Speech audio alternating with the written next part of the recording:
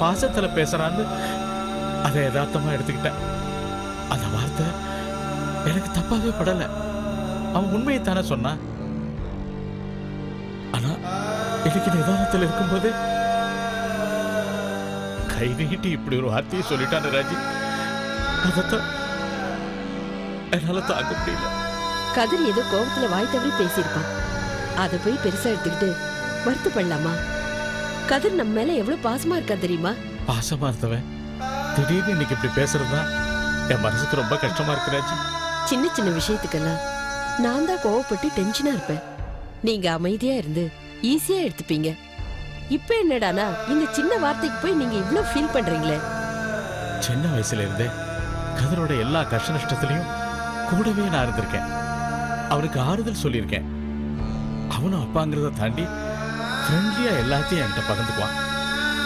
அப்படிப்பட்ட கதிர் என்னைக்கு இப்படி பேசுனது தான் என்னால தாங்கிக்கவே முடியல.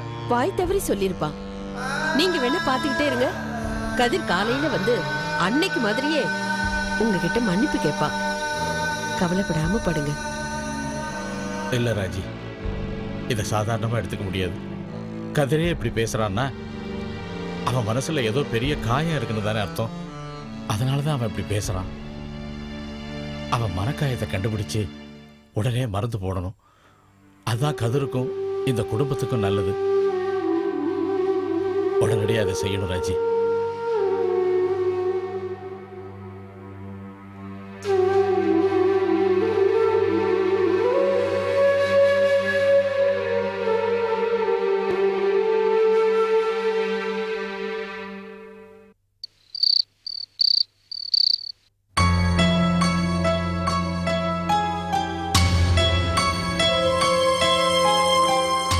சிவா கிட்ட சொன்ன மாதிரி அகல்யா கிட்டயும் சொல்லிடலாமா?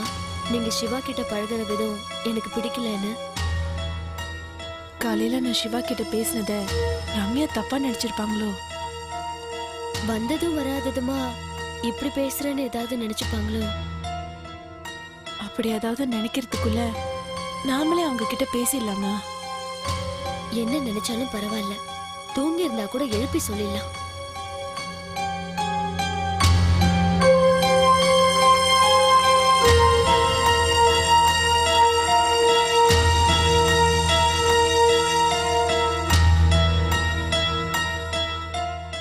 என்ன தூங்கலையா?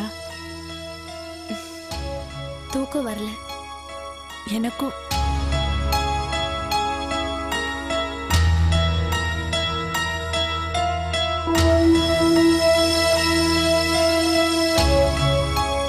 நான் ஒண்ணு கேட்டா தப்பா நினைச்சுக்க மாட்டீங்களே?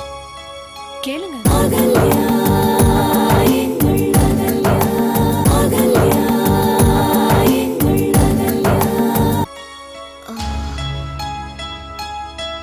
கதிராத்தானுக்கும் உங்களுக்கும் ஏதாவது பிரச்சனையா? அப்படியெல்லாம் ஒண்ணும் இல்லையே. யார் இது உங்ககிட்ட சொன்னது? யாரும் சொல்லல, நானா தான் கேட்டேன்.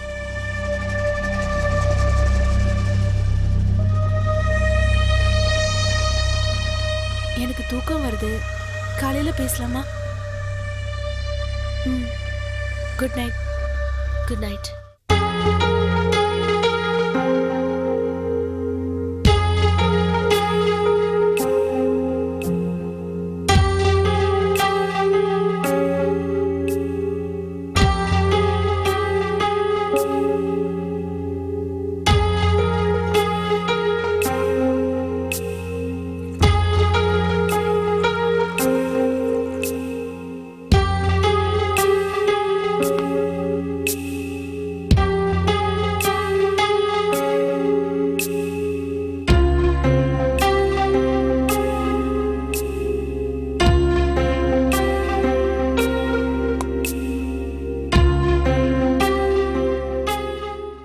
சிவா, நான் உன்கிட்ட ஒரு உண்மையை மறைச்சிட்டேன். என்கிட்டயா? ஆமா, நமக்கு வந்த அந்த போட்டோ உண்மையா? என்ன சொல்றாங்க இல்லையா? இதுக்காக தான் நீ பழுதுட்டு இருந்தியா? அப்பவே இந்த விஷயத்தை என்கிட்ட சொல்லிக்கலாமே. புதுசா கல்யாணமாகி முதல் முறையா நீயும் ரம்யாவும் கோயிலுக்கு போறீங்க. அந்த நேரத்துல நான் இதை சொல்லி உன் நல்ல மூட கெடுக்க வேணான்னு தான் நான் சொல்லல. அது மட்டும் இல்லாம அப்ப ரம்யாவும் இருந்தாங்க. அதான் உனக்கு டென்ஷன் தர வேண்டான்னு நான் சொல்லல. அதுக்காக சொல்லாம இருப்பியா? இது என்ன சாதாரணமான விஷயமா? அப்புறமா சொல்லிக்கலாம் இருக்கிறதுக்கு. வாழ்க்கை அகல்யா, உன்னோட வாழ்க்கை பிரச்சனை. உண்மைதான் சிவா. எவ்வளவு தைரியமா இருந்தாலும் மனசு கேட்கல. இன்னும் என்னென்ன நடக்கும்னு பயமா இருக்கு. அந்த போட்டோ நினைச்சாலே உடம்பெல்லாம் நடுங்குது. இந்த விஷயத்துல அழுறதோ பயப்படுறதோ எதுக்கும் உதவாது. அன்னைக்கே சொன்ன இந்த விஷயமா கதிட்டு நான் பேசுறேன். நீதான் வேணாம் தடுத்துட்டேன். இப்ப நீ தடுத்தாலும் நான் அவனை சும்மா விட போறது. என்ன காரியம் பண்ணிட்டு இருக்க ராஸ்கல்? இப்போ எனக்கு அதே பயம் இருக்கு சிவா. ஆமா, நான் அப்படிதான். நீ எதுக்கு தலையிடுறேன்னு கேட்டா என்ன சொல்லுவ? கேட்டு பாக்கட்டுமே அவன். அப்ப தெரியும் அவனுக்கு இந்த சிவா பத்தி. இதுல ஆத்திரமும் அவசரமும் உதவாது சிவா. அதுக்கு மேல ஏதாவது பண்ணணும். ஆனா என்னன்னு தெரியல. என்ன எப்படி கதிருக்கு பிடிக்காம போச்சுன்னு தெரியல. அகல்யா, ப்ளீஸ் அழுது நிறுத்து. நான் இருக்கேன்ல, நான் பாத்துக்கிறேன். உன்னைத்தான் நான் நம்பி இருக்கேன் சிவா. என்ன எப்படியாவது காப்பாத்து. தயவு செஞ்சு என்ன காப்பாத்து சிவா.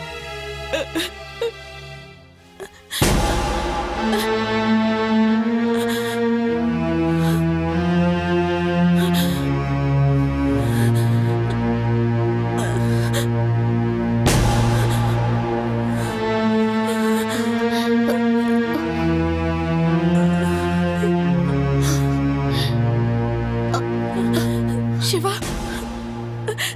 இப்ப என்ன செய்யறது? வேற யாருக்காவது தெரிஞ்சு அசிங்கமா போயிடும். நான் உன்னைத்தான் நம்பியிருக்கேன். ஏதாவது பண்ணி என்னை காப்பாத்து சிவா. அக்கா அக்கா,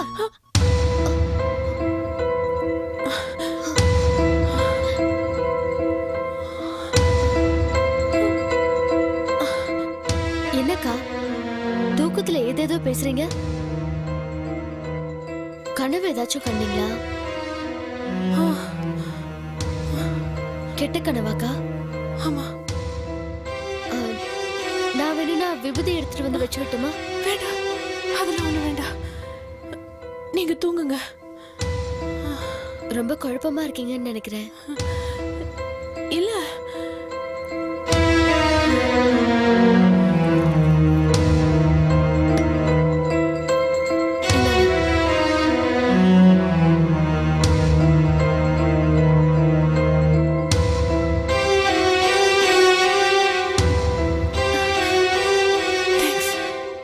மனசுல எதுவும் நினைக்காம தூங்குங்க.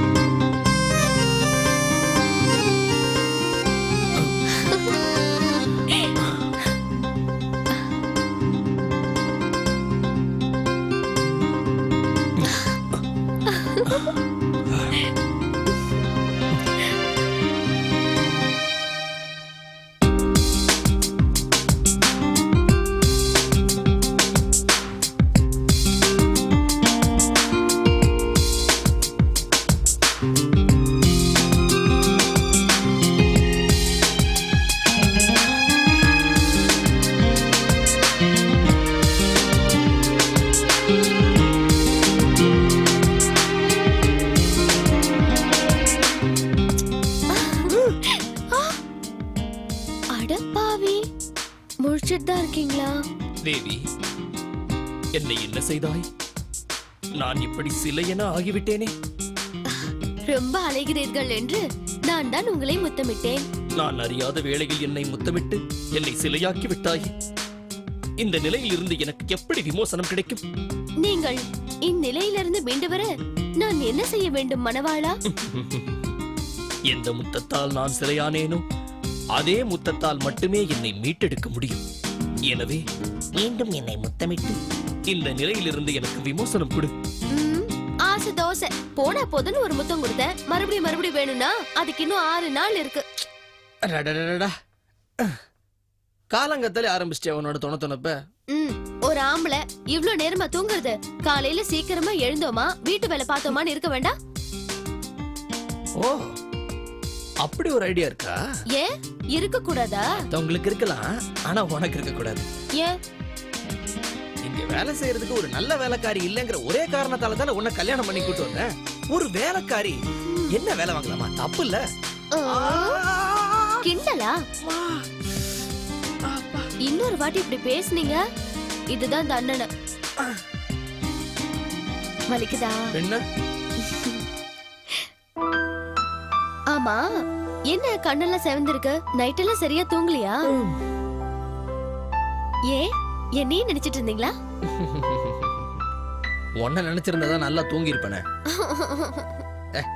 அழாத. நேத்து நம்ம கோயில் கிளம்பும் போது அகல்யா ஏதோ சொல்ல வந்துட்டு சொல்ல முடியாம அழுதால,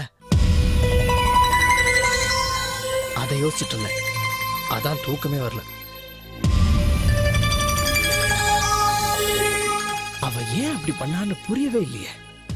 நேத்தே உங்ககிட்ட சொன்னல, அகல்யாவா அவ வேணும் சொல்லாதீங்கன்னு. ரம்யா, 4 வருஷம் பழக்காது, டக்குன்னு மாத்தனா எப்படி மாத்த முடியும்? நான் இல்லைங்கள, உங்க பழக்கம் ஃப்ரெண்ட்லியாவே இருந்திருந்தா அத பத்தி நான் ஒண்ணும் சொல்லிருக்க மாட்டேன். ஆனா அது அண்ணிங்கிற உறவுக்குள்ள கொண்டு வந்ததுனாலதான் சொல்றேன். இனி இப்படி கூப்பிடுறத குறைச்சுக்குங்க. எனக்கு பிடிக்கலங்கிறத நான் வெளிப்படையா சொல்லிட்டேன். இதுக்கு மேல திருத்திக்கிறதா உங்களுக்கும் எனக்கும் நல்லது. இல்லன்னா இத பத்தி நான் அகல்யா கிட்டயே பேச வேண்டியதா இருக்கும். அவளே ஏதோ பிரச்சனையில இருக்கா, நீ இந்த சமயத்துல அவகிட்ட போய் இதெல்லாம் பேச போறியா? பாத்தீங்களா, அதே மாதிரிதான் பேசுறீங்க. நீங்க அவங்க பிரச்சனையை நினைச்சு நைட் எல்லாம் தூங்கலங்கிறீங்க, அவங்க உங்களை நினைச்சு நைட் எல்லாம் தூங்காம இருந்திருக்காங்க. தூக்கத்துல கூட 2 பேரும் பிரியறது இல்லையா? என்ன சொல்ற? நேத்து ராத்திரி தூக்கத்துல சிவா சிவான்னு புலம்புனாங்க. என்னன்னு எழுப்பி கேட்டா கனவு கண்டேங்கிறாங்க. எனக்கு என்ன செய்யறதுனே புரியல. கனவுல நானா? என்ன ஏதுன்னு விசாரிச்சியா? எனக்கு அதெல்லாம் அவசியம் இல்ல. அவங்களுக்கும் உங்க அண்ணனுக்கும் இருக்கிற பிரச்சனையில நீங்க தலையிடுறது எனக்கு பிடிக்கல. இந்த லட்சணத்துல கனவுல என்ன பிரச்சனைன்னு வேற கேட்கணுமா? என்ன போய் நான் சொல்ல வந்தது புரிஞ்சுக்காம நீ பாட்டுக்கு கண்டபடி வளராத. என்ன புரியணும்? நீங்க என் புருஷன் இன்னொருத்தி கனவுல வராருங்கிறது எனக்கு எரிச்சலா இருக்கு. இதுல எப்படி வந்தீங்கன்னு வேற போய் நான் கேட்கணுமா? ச்சே, கேவலமா இல்ல உங்களுக்கு? ரம்யா, இங்க பாரு, முதல்ல நான் சொல்ல வந்ததை கொஞ்சம் கேளு, அதுக்கப்புறமா. நான் கேட்க தயாரா இல்லங்க. உங்களுக்கும் அகல்யாவுக்கும் ஆழமான அழிக்க முடியாத ஃப்ரெண்ட்ஷிப் இருந்துட்டு போட்டோம். ஆனா அதுக்காக என்னோட பொசிசிவ்னஸ நான் விட்டு தர முடியாது. ஏய், நான் சொல்றது கேளு. ஏய்,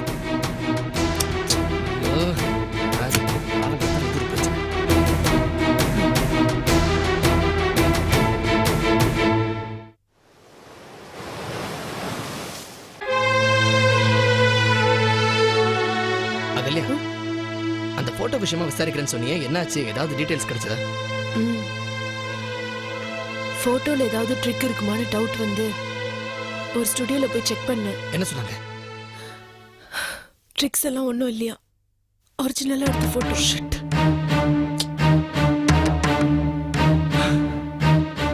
அது கண்டிப்பா போலியா தான் இருக்கும். நான் எவ்வளவு நம்பிக்கையா இருந்தேன் தெரியுமா? நம்ம கதிர் எப்படி அகல்யா இவ்வளவு கீழ்த்தரமா மாறிட்டா? அன்னைக்கு இது விஷயமா அவன்கிட்ட பேசுறேன்னு சொன்ன நீ தான் தடுத்து நிறுத்திட்ட. இதுக்கப்புறமா அமைதியா இருந்தா சரிப்பட்டு வராது. எங்க அவன் ஆபீஸ்ல தான் இருக்கான், அங்க போய் வச்சுக்கலாம். சிவா நில்லு. இதுக்கு மேல அமைதியா இருந்தா என்ன பேசுற நீ? இருக்கிற ஆத்திரத்துக்கு ஆபீஸ்க்கு போய் அவன் சட்டையை பிடிச்சி அகல்யாவுக்கு துரோகம் பண்றதுக்கு உனக்கு எப்படிடா மனசு வந்ததுன்னு கேக்குறேன். அகல்யாவை தவிக்க விட்டு போற அளவுக்கு அந்த பொண்ணுகிட்ட அப்படி என்ன? சிவா, இங்க பாரு, என்ன தடுக்காத. நான் இது விஷயமா அவன்கிட்ட பேசிதான் ஆகணும்.